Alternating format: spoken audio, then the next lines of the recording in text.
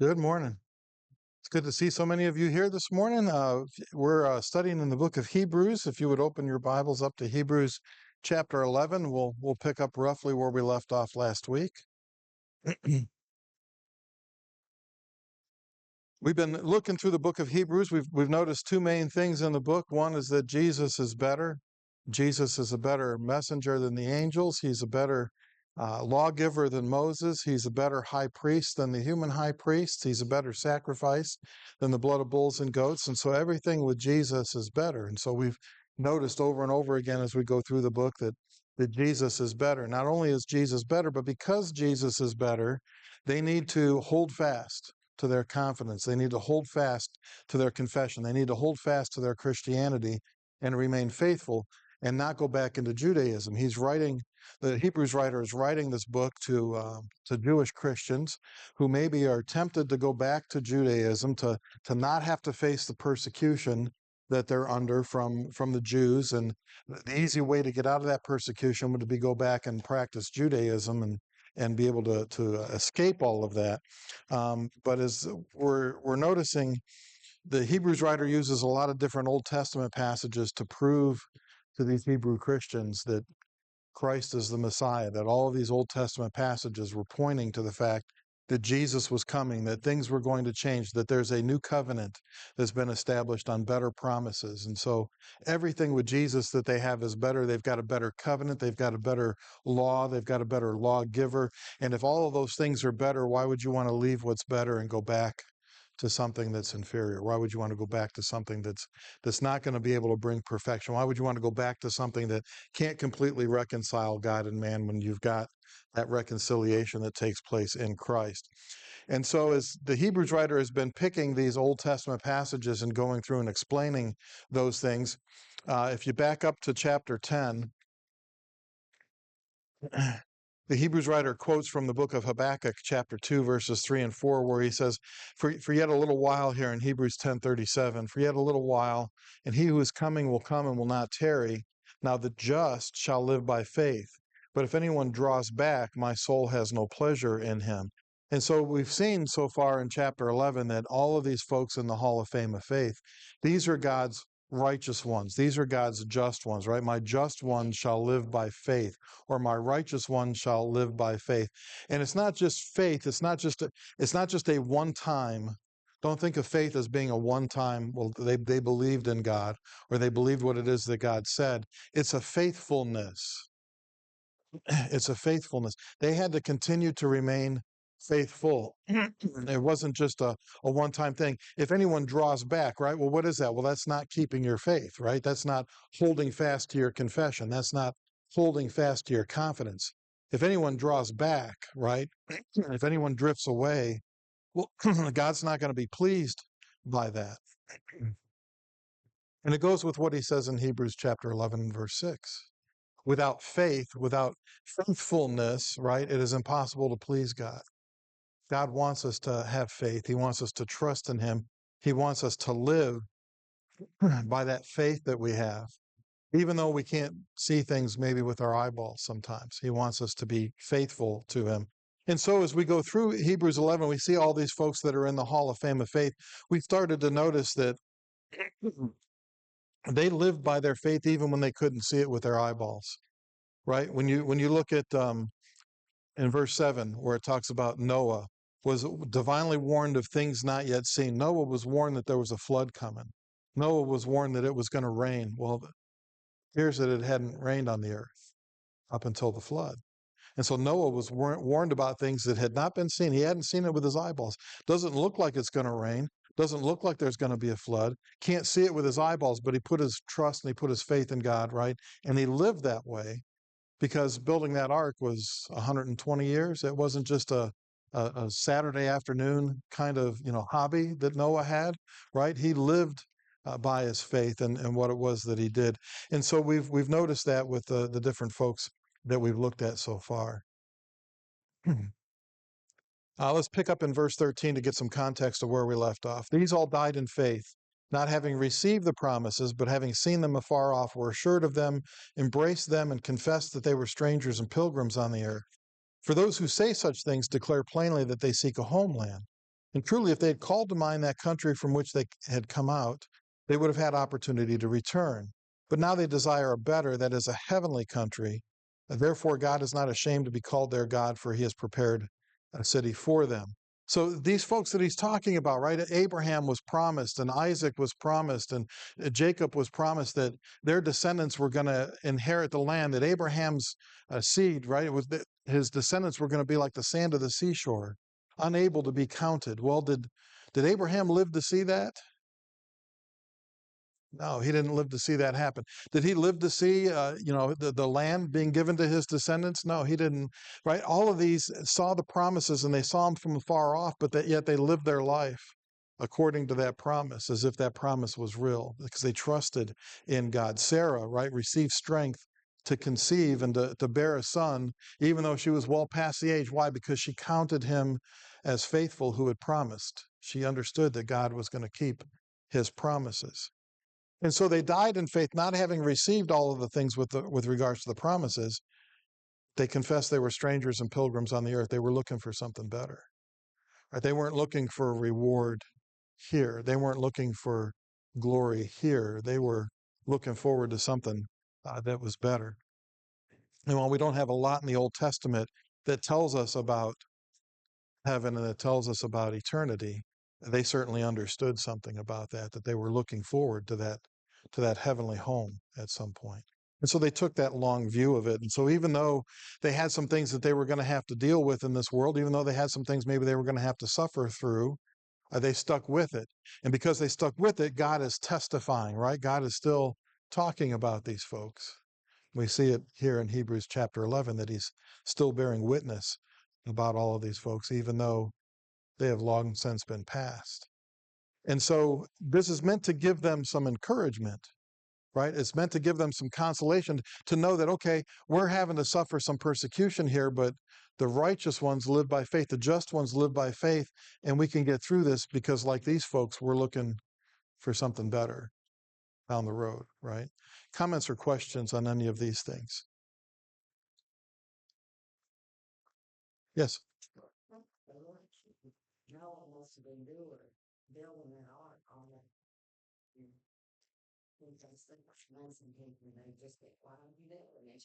Yeah. Yeah, I mean, just imagine the ridicule, right? That Noah must have faced. You're building a what? It's gonna. What's rain, right? It's gonna rain. What's rain?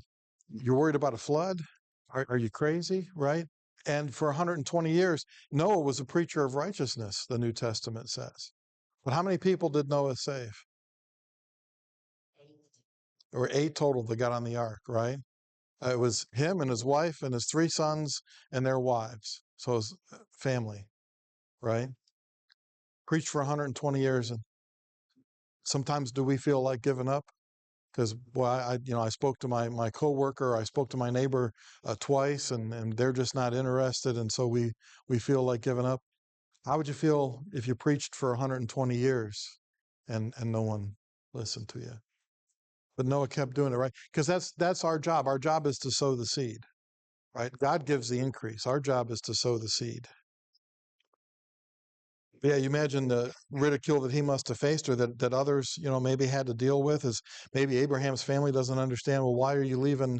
All of us. Why are you leaving your home to go to some place you haven't seen? Right? He went not knowing where he was going. Didn't have GPS, so he followed where God told him to go, and went because he had trust in God. Notice in verse 17 then, by faith Abraham, when he was tested, offered up Isaac, and he who had received the promises offered up his only begotten son, of whom it was said, in Isaac your seed shall be called, concluding that God was able to raise him up even from the dead, from which he also received him in a figurative sense.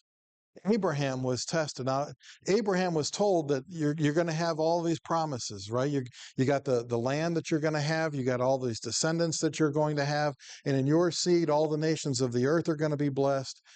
And Abraham says, well, that's great, but I don't have an heir. So it must be Eleazar, the slave who was born in my household. God says, no, he's not the one who's going to be your heir.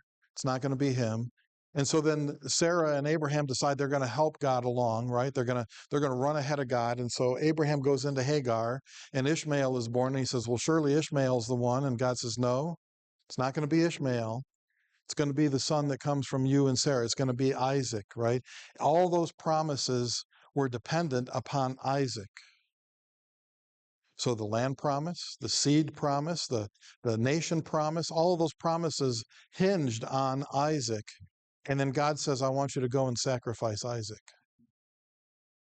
Imagine the conflict that would have created in Abraham's mind to say, wait a minute, you just told me all the promises are going through Isaac, and now you want me to go and sacrifice him.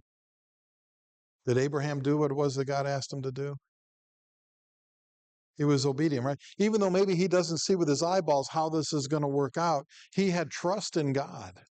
And you see the great trust that he had in God, and that he went and he was prepared and he was ready to do it until God stopped him. He was ready to go and offer his son Isaac because he was told to go ahead and do that. Now, we're not told this in the book of Genesis, but the Hebrews writer says that Abraham in his mind figured, okay, if all the promises depend upon Isaac, and I believe God that all of these things are going to take place, then if he's telling me to sacrifice Isaac, then in his mind he thought God has some way of being able to raise Isaac back up, even though he had never seen that before. He had never seen that happen before. He had faith in God, and the Hebrews writer said his trust was because he believed that God would be able to raise him back up, because everything depended upon Isaac, right? Now, the text here in the New King James says that he was his only, in verse 17, his only begotten son. Someplace else do you see that phrase, only begotten son?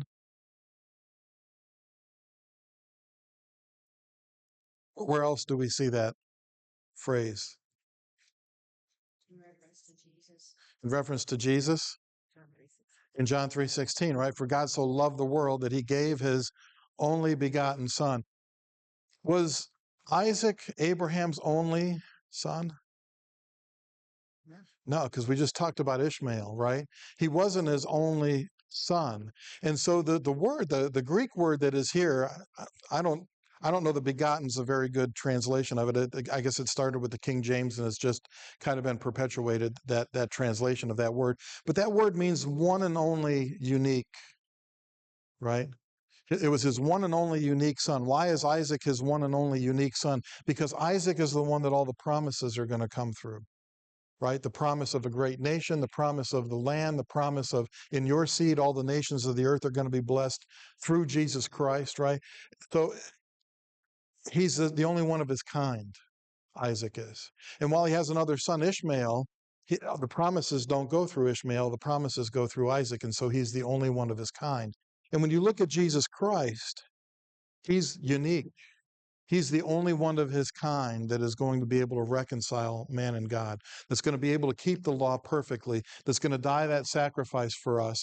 And when you see the parallels that are here between what happens with Abraham and Isaac and then what happens later with Jesus, it's pretty powerful stuff. Notice in verse 19, it says that Abraham concluded that God was able to raise him up even from the dead, by which he also received him in a figurative sense. So he received Isaac back in a symbolic sense, in a figurative sense. The Greek word there is parabole, which is where we get parable from, right? So he received him back in a figurative sense. Much like the symbols and shadows that we've been looking at in the book of Hebrews with regards to the old system, right? The old Mosaic system was a shadow of the things to come. It was a copy of the things that are in heaven. Notice in chapter 10 and verse 1, it says, the law having a shadow of the good things to come and not the very image of the things, can never with these same sacrifices which they offer continually year by year make those who approach perfect. So the law was a shadow, right? It was this is kind of a foreshadowing, if you will. What happened with Abraham and Isaac was a foreshadowing of what was going to happen later with God giving Jesus and offering Jesus as a sacrifice for our sins. And was God able to raise him back up? He was, right? On the third day, Jesus rose again, right? So he was able to raise him back up. And so you see the kind of foreshadowing event that this is with Abraham and Isaac. And because Abraham had the kind of faith and the kind of trust in God, God's testifying about Abraham's great faith and what it is that Abraham did and the trust that Abraham had in God. Comments or questions on these things?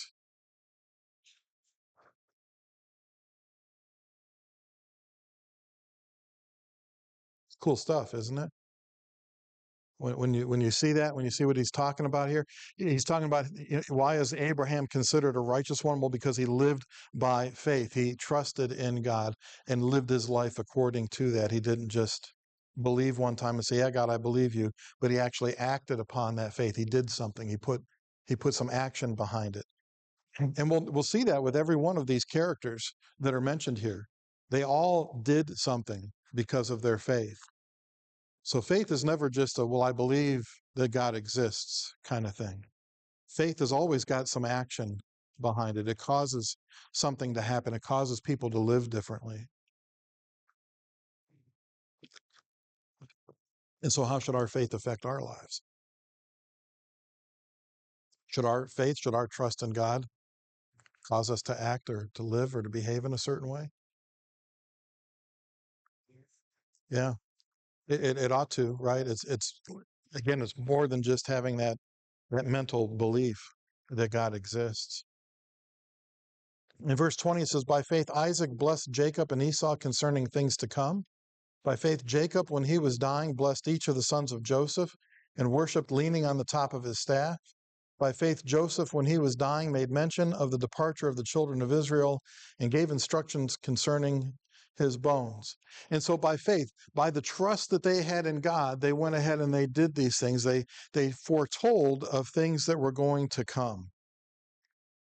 Isaac blessed Jacob and Esau concerning things to come. So when Isaac tells, Jacob, here's what's going to happen to you and to your children in the future, and here's the blessing that you have, did Isaac live to see that?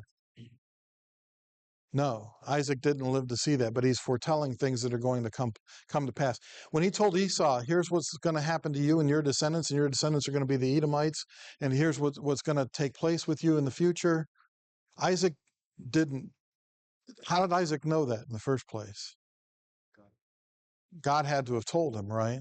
Because it came to pass, it came true. But he's foretelling things that he's not going to be around to see with his eyeballs.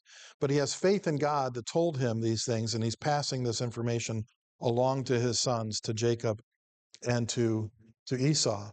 It says, by faith, Jacob, when he was dying, blessed each of the sons of Joseph.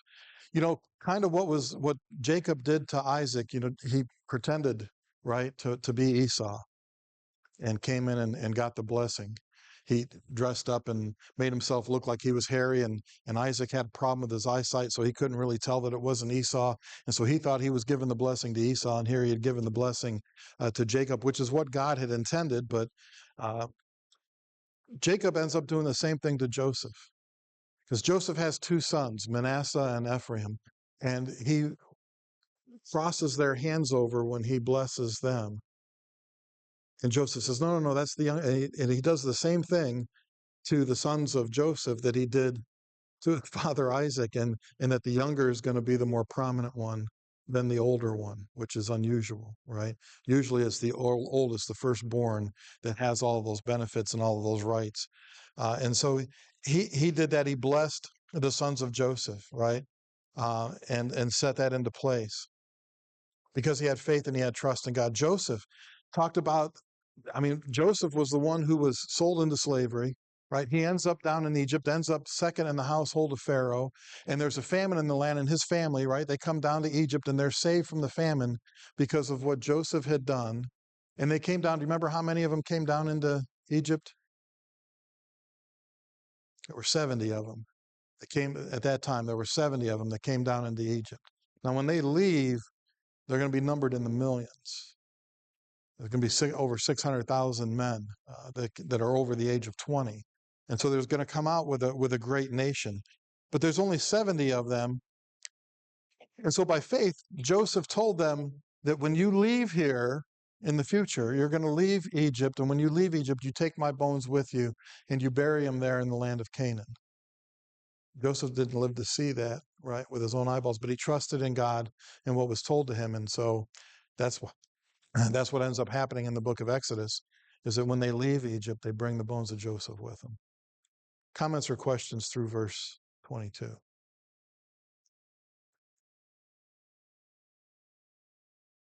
And so all these folks that are mentioned, they lived by their faith. They did what it was that God told them to do, and they believed in God and had faith in him.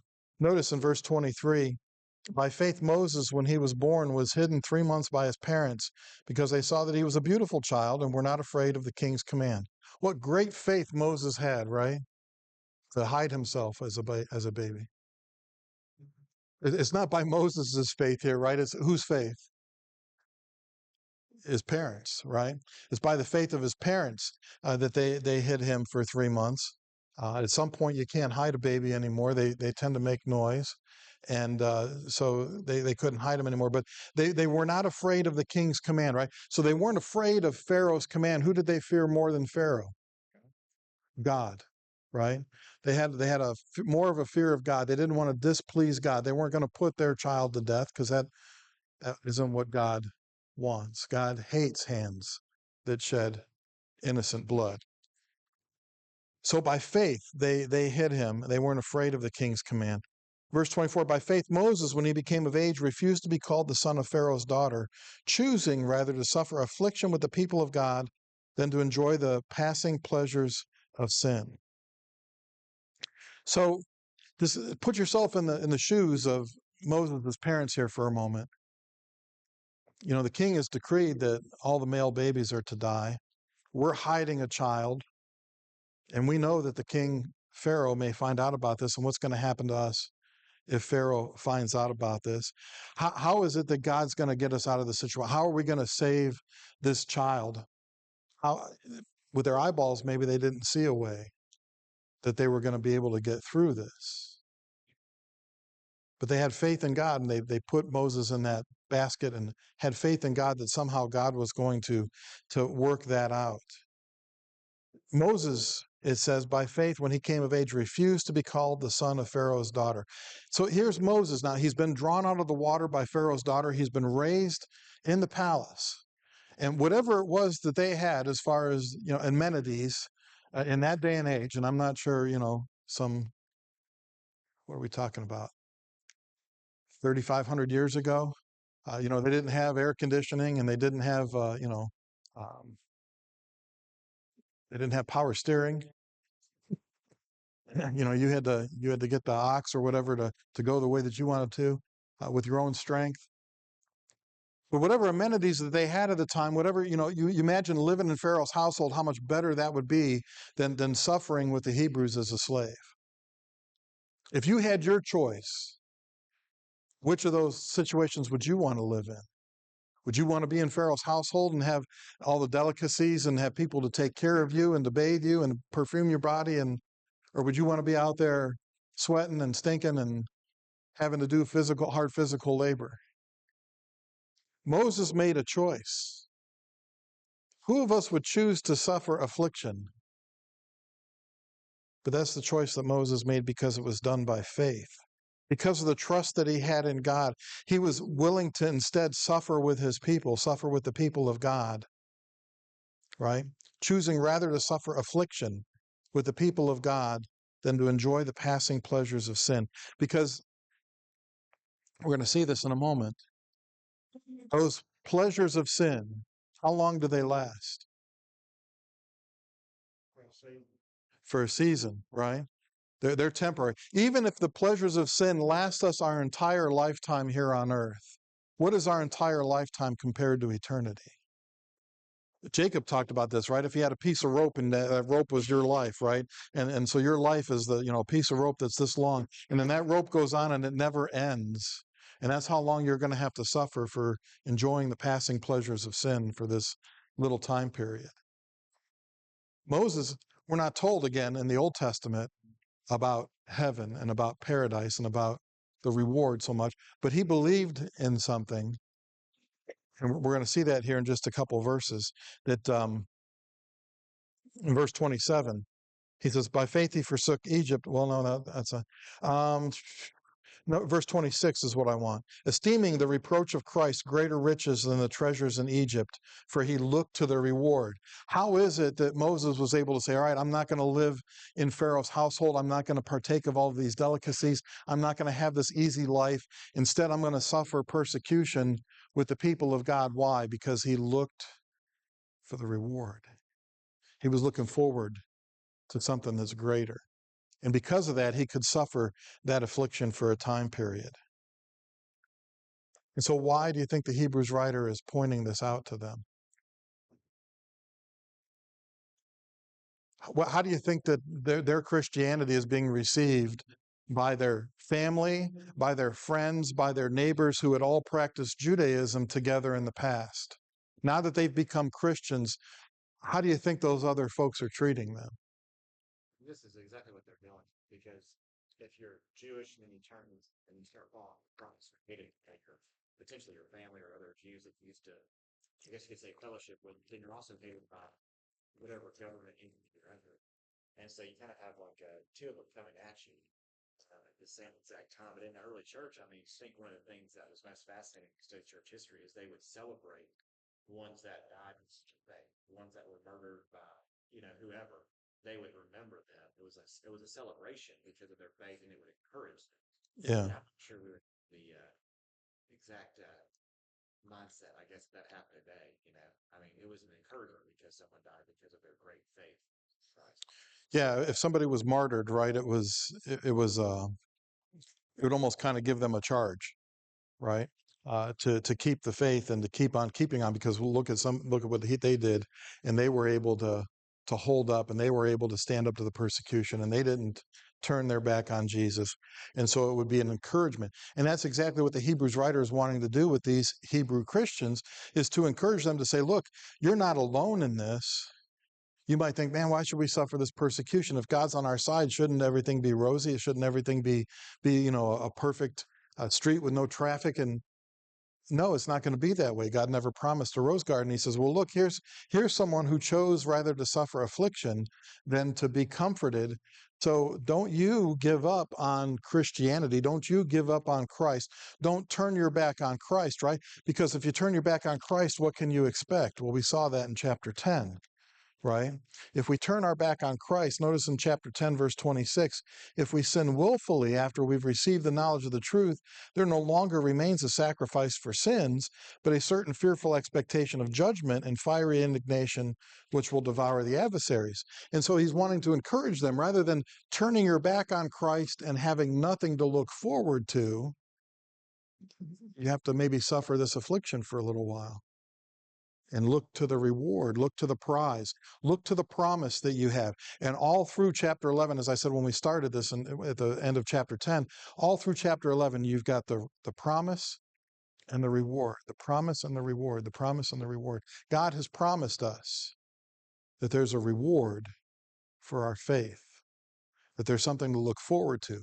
And so whatever persecution we have to face here, right, look at all of these examples of folks that had to face that. And why did they do it? Because he looked forward for the reward. Comments or questions?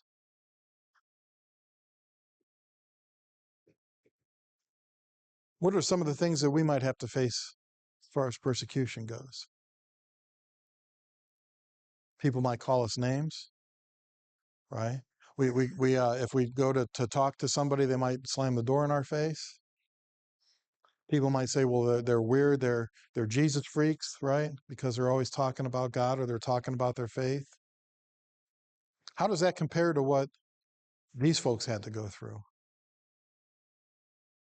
We want to be there on Judgment Day and be standing there amongst everyone that's ever lived. And these folks from the first century that had to face this persecution, that maybe were burned at the stake, or maybe a sword was put to their wife's throat and they were told to confess that Caesar is Lord, or they were going to kill their loved ones. And they endured all of that, and they say, boy, it must have been much worse in your day and age. What did you have to endure? And we say, well, people called us names. What Moses had to deal with right, was a lot because of the choice that he made to suffer with the people of God. And so the writer's trying to apply his lesson. He's trying to say, you need to remain faithful. You need to stand fast. You need to hold on to your Christianity. And he's trying to apply it. And so he's showing others who had to make hard choices to follow God and live by faith. And so rather than getting over the persecution by identifying with the Jews, they needed to stand with the people of God and live by faith. And so he's trying to encourage them to do that. He's going to use Jesus eventually as the ultimate example of someone who suffered persecution and still remained faithful. Notice in chapter 12, verses 3 and 4, consider him who endured such hostility from sinners against himself, lest you become weary and discouraged in your souls. For you have not yet resisted to bloodshed, striving against sin. Right? We haven't resisted the bloodshed. We're not bleeding because we're resisting and trying to maintain our Christianity. Who did resist up until the point of bloodshed? Jesus did, right? They put him on a cross. They scourged him. They crucified him. He resisted to the point of bloodshed. And so they need to remain faithful is the point. And so if Moses had identified with the Egyptians, he could have escaped persecution for a little while. But while he couldn't see the end with his eyeballs, right? While he couldn't see how he couldn't see how all of this was going to work out, he had faith in God, he had trust in God, and he understood that there was a reward. And so he chose to have ill treatment. As we said, esteeming the reproach of Christ, and it's not that, what's the reproach of Christ? It's not that Jesus is going to be upset with you. It's the reproach, it's what you're going to face from the community. It's what you're going to face from the world when you choose to follow God. So esteeming the reproach of Christ is suffering for choosing God. And so he rather suffered for choosing God. He considered that to be greater riches than all the treasures in Egypt because he was looking for the reward. Verse 27 says, by faith he forsook Egypt, not fearing the wrath of the king, for he endured as seeing him who is invisible. Right? Pharaoh was looking to kill him because Moses had killed an Egyptian. And when it came out that the people knew that Moses killed the Egyptian, Moses fled. But Moses didn't flee just because he was afraid of Pharaoh. And some people think that, well, when God first called to Moses and said, I want you to go and I want you to lead my people out of Egypt, and I want you to go to Pharaoh and tell him to let my people go. Sometimes people have the attitude, well, Moses didn't want to go because he was afraid of Pharaoh because of killing that Egyptian. But when Moses makes excuses, that's not one of them. He makes 5 different excuses, right? He says, well, who am I to go? And I don't speak very well. And, they're not going to believe me. And I don't even know what your name is. And can't you just send somebody else? He makes a bunch of excuses to not go. But one of those excuses isn't, well, if I go back to Egypt, they're going to put me to death because I killed that Egyptian. Moses never brings that up as an excuse to God, right? And so he had faith. He forsook Egypt, not fearing the wrath of the king, for he endured as seeing him who is invisible. How did he endure? He endured by looking to God. Now, did he see God? He saw a bush that was burning, that wasn't consumed, right? And God spoke to him. The angel of the Lord spoke to him from the burning bush, but he didn't see God with his eyeballs. And that goes back to what we're looking at here in the whole chapter of 11.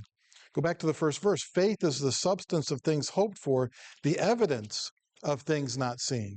There's evidence for God, but we don't see God with our eyeballs. There's evidence that God keeps his promises, that heaven is real, but we haven't seen it with our eyeballs. But we live according to the trust that we have in God, even though we can't see these things with our eyeballs. And so it says that he endured as if he saw him who was invisible, right? So he lived according to the promise, even though he couldn't see with his eyes how this was going to work out. Verse 28, by faith he kept the Passover and the sprinkling of blood, lest he who destroyed the firstborn should touch them. When they kept the Passover, right there, God says, okay, I'm going to bring one more plague on Egypt, and then you're going to get to go out of here. And so on this night, you need to kill that lamb that you put up 3 days ago, and you need to not break any of its bones. You need to eat it in the prescribed way, and you need to take the blood of that lamb, and you got to put it over your doorpost, and you got to put it on the top of your lintel and on your doorpost. You got to apply that blood. or else the firstborn is going to die. Now, with their eyeballs, they could have said, firstborn's perfectly healthy. He didn't even have a cold. He doesn't have any sniffles. He's in perfect health. With their eyeballs, they didn't see anything wrong with their firstborn. So why did they do that? Why kill that lamb in the prescribed manner? Why put the blood on their doorposts? Because they trusted in God. Because they had faith in God. Because God said to do that. And if they hadn't applied the blood, they could have killed the lamb. They could have shed the blood. They could have ate the meal the way that they were supposed to eat the meal. They could burn the rest of it up and not leave any leftovers until morning in the exact prescribed way that they were to do that. But what would have happened if they hadn't put the blood on their doorposts and on the top of their door? Firstborn would have died. So it wasn't enough that the blood was shed. The blood had to be applied. Jesus on the cross shed his blood as the Lamb of God who takes away the sins of the world. Shed his blood. Now, was his shed blood, was it for all of mankind? Would it be able to cover the sins of everybody that's ever lived? Is it enough that he shed his blood? Does the blood need to be applied? If we don't apply the blood to our own soul, it's not enough that he shed the blood. We've got to have faith. We have to have trust in God. We have to obey what it is that he says to do. And how is it that we make contact with his blood? Baptism, right? In Romans chapter 6, we're buried with him in baptism. That just as Jesus died and was buried and rose, that we died to sin, we're buried with him in baptism, and we arise to walk in newness of life. That's where we apply the blood, and the blood has got to be applied.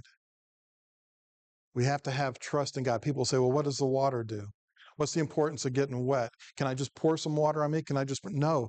The importance is the obedience to God. They survived that night. The firstborn survived that night because they were obedient to what God told them to do.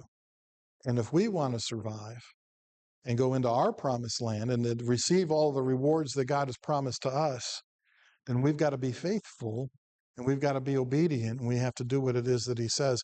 Even if we can't see with our eyeballs, I don't understand how that happens. I don't understand why that's important. God does. God understands it. God sees that it's important, and it's what he's told us to do. Comments or questions on these things?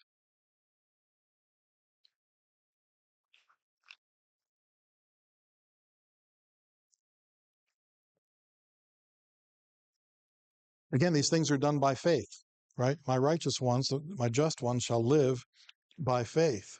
In verse 29, by faith, they passed through the Red Sea as by dry land, whereas the Egyptians attempting to do so were drowned.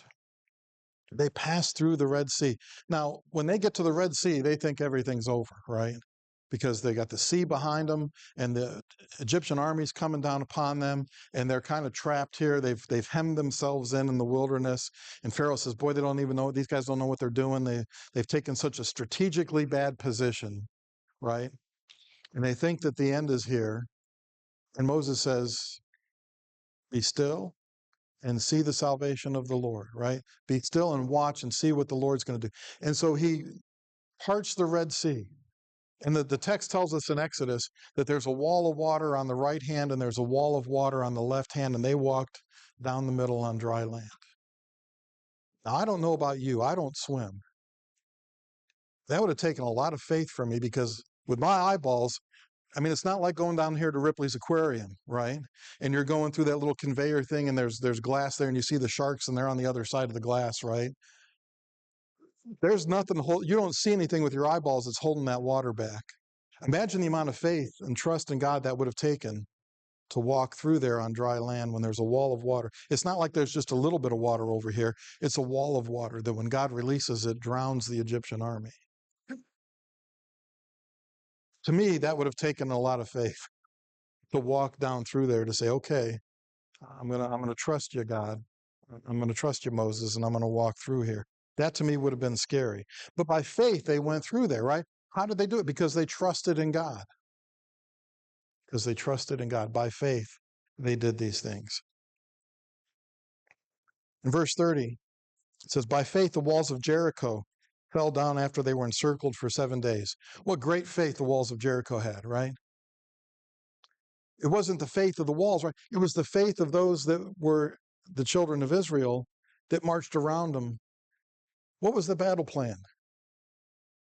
It's a fortified city, right? Not only is it a fortified city, it had what was a double wall. So it had an outer wall, and then it had a space in between, and it had a second wall that was even higher, right? And so it was basically impossible to overcome that, especially when you don't have any siege equipment, right? They didn't have any ballistas, they didn't have any battering rams, they didn't have any of that type of siege equipment to bring those walls down. So here's the battle plan, guys. Here's what we're going to do. We're going to march around the walls of the city once today, and then we're going to camp. And tomorrow, we're going to march around the walls of the city once, and then we're going to camp. We're going to do that for 6 days. We're going to go around the walls of the city one time for 6 days. And on the 7th day, we're going to go around the walls 7 times. And after the 7th time, we're going to shout, and the priests are going to blast on the trumpet. That's our battle plan. From a worldly perspective, you'd have to say, right. Do we have arrows? Do we have bows? Do we have, how are we going to get this wall down? From a worldly perspective, you look at that battle plan and you say, how is that ever going to work? They had faith in God. This is what God told them to do. Now, put yourself in the shoes of those that are in Jericho, and you're standing on the wall, and you've heard about these people. They've defeated Sihon and Og on the other side of the river, and you've heard great things about what happened to Egypt and what these people have done, and now they're coming over into your area, and you're terrified, right? And they walk around your city once a day for 6 days. Do you think God understands psychological warfare? I mean, they had to have been maybe freaking out about what in the wide world are these people doing out here? But when those walls came down, there was no doubt who was in charge of that situation, right? God kept his promise to fight for them. And you see the amazing things that God's able to do in parting the Red Sea and feeding them with manna and providing water from a rock, and all the plagues upon Egypt builds a level of trust, and that even the things that we don't see with our eyeballs, there is evidence of things not seen, and there's a reason for our faith. That we can live by faith like these folks live by faith. Any last minute comments, questions, or snide remarks before we break for worship? Thank you for your attention.